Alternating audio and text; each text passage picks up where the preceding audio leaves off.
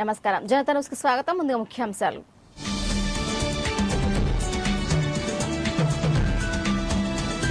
ప్రశాంతంగా కొనసాగుతున్న పరిషత్ ఎన్నికల పోలింగ్, ఉత్సాహంగా పాల్గొంటున్న ఓటర్లు.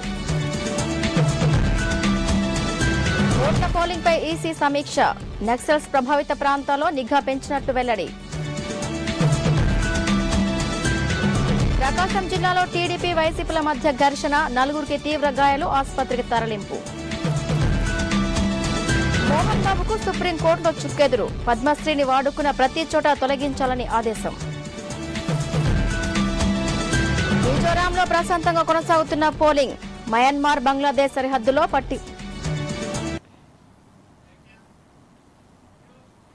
హైదరాబాద్ మినహా రాష్ట్రంలోని 22 జిల్లాల పరిధిలో పరిషత్ ఎన్నికల తుది విడత పోలింగ్ జరుగుతుంది. మొత్తం 536 జడ్పీటీసీ, 7,975 ఎంపీటీసీ స్థానాలకు జరుగుతున్న పోలింగ్ కు 25,758 పోలింగ్ కేంద్రాలు ఏర్పాటు చేశారు. జడ్పీటీసీ పదవులకు 2,469 మంది అభ్యర్థులు పోటీ పడుతుండగా ఎంపీటీసీ పదవులకు 25,621 మంది పోటీ పడుతున్నారు. పోలింగ్ విధులు నిర్వర్తించడానికి సిబ్బందిని నియమించారు.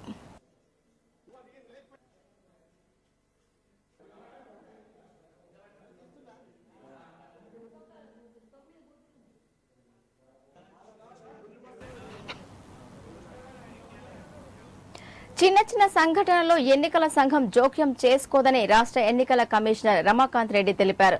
ఈ రోజు జరుగుతున్న ఎంపీటీసీ, జడ్పీటీసీ ఎన్నికల్లో కొన్ని బ్యాలెట్ పత్రాలు తారుమారయ్యాయని చెప్పారు. పోలింగ్ నిలిచిపోయిన కేంద్రాలకు ఈ నెల 13న నిర్వహిస్తామని పేర్కొన్నారు. అందరూ సమైక్యంగా కృషి చేయడం వల్లే ఈ ఎన్నికల్లో పోలింగ్ శాతం పెరిగిందని ఆయన వెల్లడించారు. ఇంకొక ఎంపీటీసీ ఓట్లు అక్కడికి వచ్చాయి. బ్యాలెట్ పేపర్లు 29 ఓట్లు కూడా పడ్డాయి. కలెక్టర్తో మాట్లాడడం జరిగింది. జడ్పీటీసీ ఓట్లో ప్రాబ్లం లేదు కాబట్టి జడ్పీటీసీ పోలింగ్ కంటిన్యూ చేస్తాము. ఎంపీటీసీ పోలింగ్ మాత్రం ఆపేయమని చెప్పాను. రిపోర్టు రాగానే పరిశీలించి ఎల్లుండి బహుశా అది కూడా రీపోలింగ్కి ఆదేశించే అవకాశం ఉంది. ఇప్పటి వరకు 9 గంటల వరకు మాకు అందిన సమాచారం ప్రకారం యావరేజ్గా జిల్లాల్లో 15 నుంచి 20% వరకు నమోదైనట్టుగా తెలిసింది. కొన్ని చోట్ల 16 కూడా ఉంది, 17 ఉంది. బట్ యావరేజ్గా మహబూబ్ నగర్ జిల్లాలో పోలింగ్ చాలా మందకొడిగా జరుగుతోంది. తొలి 2 గంటల్లో మొదటి విడతలో దాదాపు 22% నమోదవగా ప్రస్తుతం కేవలం 17% నమోదైంది. అంతేకాకుండా 2 పోలింగ్ కేంద్రాల్లో ఓటర్ లిస్టులు తారుమారు అవ్వడంతో కూడా పోలింగ్ ప్రక్రియలో ఇబ్బందులు కలిగాయి. దేవరకద్ర మండలం హజ్జిలాపూర్, చౌదర్పల్లి గ్రామాల్లో ఓటర్ లిస్టు తారుమారయ్యాయి. కొడంగల్ మండలం రావులపల్లిలో సార్వత్రిక ఎన్నికలకు వాడాల్సిన ఓటర్ లిస్టు ఆధారంగా అభ్యర్థుల నిధులు పోలింగ్ స్లిప్పులు ఇవ్వడంతో ఇబ్బంది ఏర్పడింది. జిల్లా కలెక్టర్ గిరిజాశంకర్ కూడా పలు పోలింగ్ కేంద్రాలను సందర్శించారు. మహబూబ్ నగర్ జిల్లాలో సెకండ్ విడత ఎంపీటీసీ, జెడ్పీటీసీ ఎన్నికల్లో 29 మండలాలు ఇవి మొత్తం మహబూబ్ నగర్ పార్లమెంటరీ కాన్స్టిట్యున్సీల పరిధిలో ఉన్నాయి. వాటిలో గల 468 స్థానాలకి ఇప్పుడు ఈరోజు ఎన్నిక ప్రారంభమైంది. అన్ని చోట్ల ఉదయం ప్రశాంతంగా 7 o'clockకే పోలింగ్ ప్రారంభమైంది. 11 లక్షల మంది ఓటర్లు సుమారు 1400 పోలింగ్ స్టేషన్స్లో వారు ఓటర్ హక్కు వినియోగించుకుంటున్నారు. ఎక్కడ ఎటువంటి ఇబ్బందులు లేవు. సుమారు 12% ఓటింగ్ ఆల్రెడీ జరిగినట్టుగా మనకి సమాచారం వచ్చింది. సమస్యాత్మక పోలింగ్ స్టేషన్స్ 372 పోలింగ్ స్టేషన్స్ మనం గుర్తించి వాటిల్లో స్పెషల్ బందోబస్తు ఏర్పాటు చేయడం, వెబ్కాస్టింగ్, వీడియోగ్రాఫర్స్ని. ప్రాదేశిక ఎన్నికల తుది విడత పోరు సందర్భంగా కర్నూలు జిల్లాలో తెలుగు తమ్ములు రెచ్చిపోయారు. కౌతాల మండలం వన్నూరులో ఓటర్లకు డబ్బు పంచుతున్న టీడీపీ కార్యకర్తలను వైఎస్ఆర్ కాంగ్రెస్ పార్టీ కార్యకర్తలు అడ్డుకున్నారు. ఈ సందర్భంగా జరిగిన దాడిలో 4 గాయపడ్డారు. వారిలో ఒకరి పరిస్థితి విషమంగా ఉంది.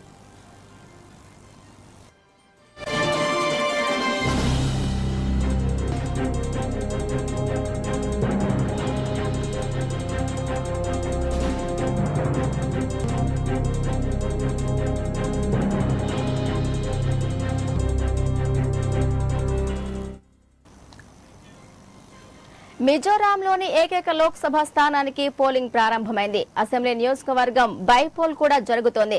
8 మిలిటరీ దళాలు అదనంగా రంగంలోకి దింపారు. Congress, Aam Aadmi party, United Democratic Front అభ్యర్థుల మధ్య ప్రధానంగా పోటీ నెలకొంది. వాస్తవానికి ఈ నెల 9నే ఇక్కడ పోలింగ్ జరగాల్సి ఉండగా పౌర, విద్యార్థి సంఘాలు 72 గంటల పాటు బంద్కు పిలుపునివ్వడంతో ఈ రోజు వాయిదా వేశారు.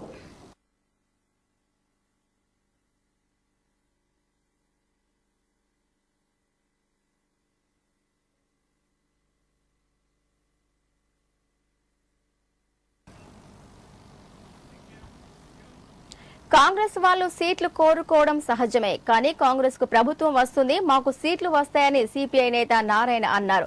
తాత్కాలిక వేషాలు వద్దని కాంగ్రెస్ అసంతృప్తులు నామినేషన్లు ఉపసంహరించుకోవాలని ఆయన కోరారు. సీట్ల అడ్జస్ట్మెంట్ తోటి ఒక కార్యక్రమం తీసుకుంది. ఇందులో మాకు ఇచ్చింది 7 సీట్లే. 119 సీట్లలో 7 సీట్లు మాత్రమే సిపిఐ పోటీ చేస్తుంది. ఆ 7 సీట్లలో కూడా అక్కడ కాంగ్రెస్ పార్టీ వాళ్ళు రెబల్గా చేయడానికి ప్రయత్నిస్తున్నారు.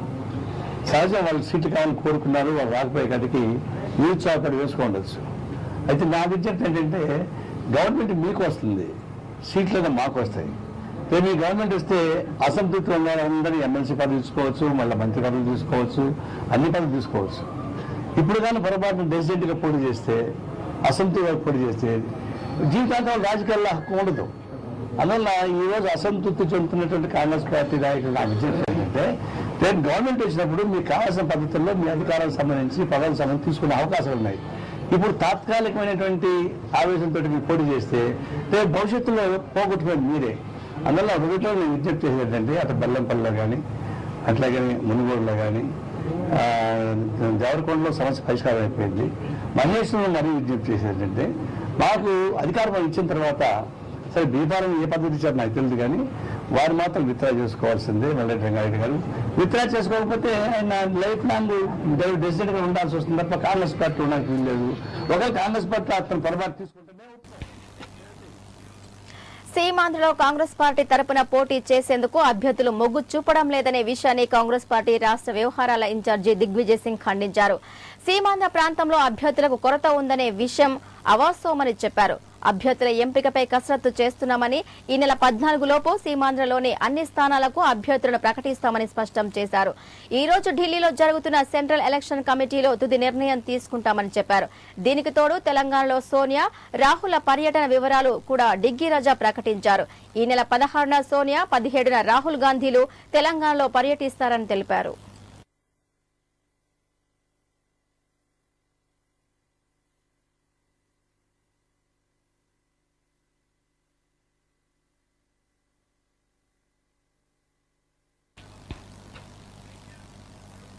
బీజేపీ మేనిఫెస్టోపై వస్తున్న విమర్శలకు ఆ పార్టీ మేనిఫెస్టో రూపకల్పన కమిటీ చైర్మన్ గా వ్యవహరించిన మురళీ మనోహర్ జోషి వివరణ ఇచ్చారు. బీజేపీ మేనిఫెస్టోకు సంబంధించిన మోడీ కొన్ని సూచనలు చేసినప్పటికీ అది మోడీ మేనిఫెస్టోను బీజేపీ కాపీ చేసిందన్న రాహుల్ విమర్శలను తోసిపుచ్చుతూ కాంగ్రెసే బీజేపీ ఐడియాలను కాపీ కొట్టిందన్నారు.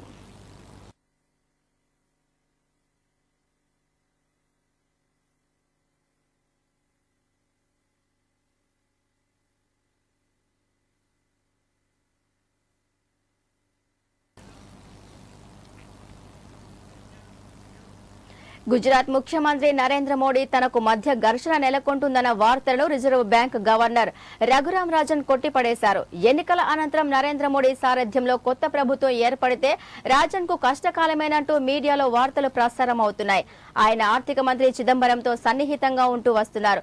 దీంతో ద్రవ్యోల్బణ విషయంలో చిదంబరం, రాజన్ అనుసరిస్తున్న విధానాలపై కొందరు బీజేపీ నేతలు విమర్శలు చేశారు. ఇదంతా మీడియా సృష్టినని రాజన్ స్పష్టం చేశారు. Of comfort on fiscal consolidation. We do have to go further, and the quality of fiscal consolidation we need to look at. There is a greater appreciation of our monetary framework now since we've elaborated on it, and it's work in progress. I think the single biggest factor in the stabilization of the external markets was the current account deficit came down significantly from north of 5% to now a run rate of 1%. In fact, the last quarter it's going to be 0 or near about. That's not the longer run level, I think we will have a 2.5% current account deficit, but there were a number of changes that were made to make that happen. Padmashri వివాదం కేసులో affidavit దాఖలు చేయాలని సినీ నటుడు మోహన్ బాబును supreme court ఆదేశించింది. అనంతరం విచారణకు ఈ నెల 17కు వాయిదా వేసింది. అయితే పద్మశ్రీ బిరుదును ఉపయోగించిన అన్ని చోట్ల తొలగించాలని ఆదేశించింది. ఈ కేసుపై నిన్న సాయంత్రం మోహన్ బాబు బ్రహ్మానందం సుప్రీంను ఆశ్రయించడంతో నేడు విచారణ చేపట్టింది.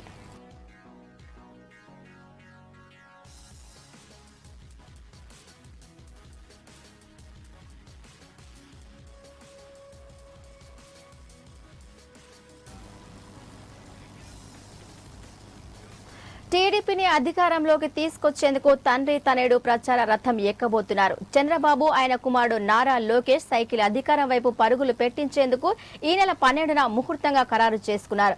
12న తెలంగాణ నుంచి చంద్రబాబు రోడ్ షోలు ప్రారంభిస్తుండగా అదే రోజు చిన్నబాబు లోకేష్ కృష్ణా జిల్లా నుంచి ప్రచారానికి ఏర్పాట్లు చేసుకున్నారు.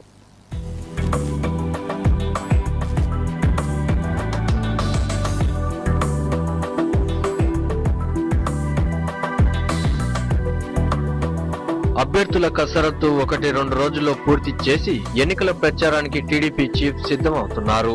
తెలంగాణ ప్రాంతంలో ఈ నెల 30న, సీమాంధ్రలో మే 7న ఎన్నికలు జరగనుండడంతో వీలైనంత త్వరగా రాష్ట్ర వ్యాప్తంగా ప్రచారం చేయాలని ప్రణాళికలు రూపొందిస్తున్నారు.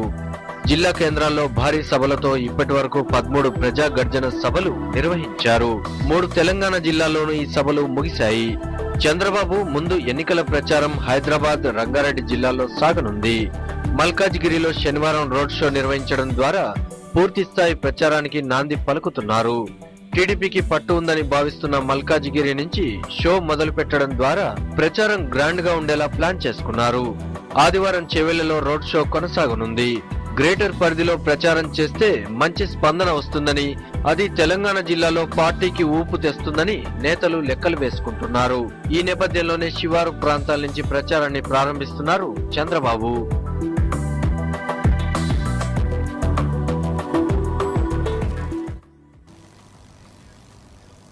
తెలంగాణ కోసం కరివేపాకంత ఉద్యమం చేసిన కేసీఆర్ తెలంగాణ తనతోనే సాధ్యమైందని చెప్పుకుంటున్నారని కాంగ్రెస్ ఎంపీ రాపోలు ఆనంద్ భాస్కర్ ఆరోపించారు. బీజేపీ సీనియర్ నేత ఆలే నరేంద్ర మరణానికి సంతాపం వ్యక్తం చేస్తున్నామని ఆవేదన వ్యక్తం చేశారు. ఎన్నికల్లో విజయం కోసం ఊసరవెల్లులా ఎన్నికల వాగ్దానాలు చేస్తున్నారని మండిపడ్డారు. బలహీన వర్గాల వారికి అధికారం ఇస్తానన్న కేసీఆర్ నేడు తాబేదారుగా మాట మార్చారని విమర్శించారు. కేసీఆర్ తెలంగాణలో అధికారం చేజిక్కించుకుని ప్రజల్ని తన కబంధ హస్తాల్లో ఉంచుకోవాలనుకుంటున్నారని రాపోలు అభిప్రాయం వ్యక్తం చేశారు.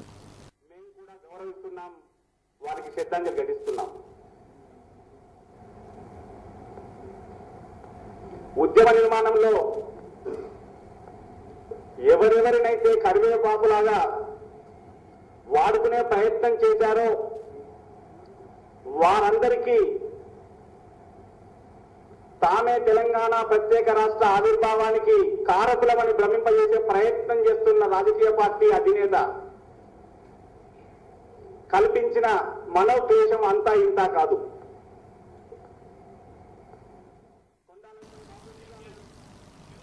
ఇప్పుడు బ్రేక్ తీసుకుందాం.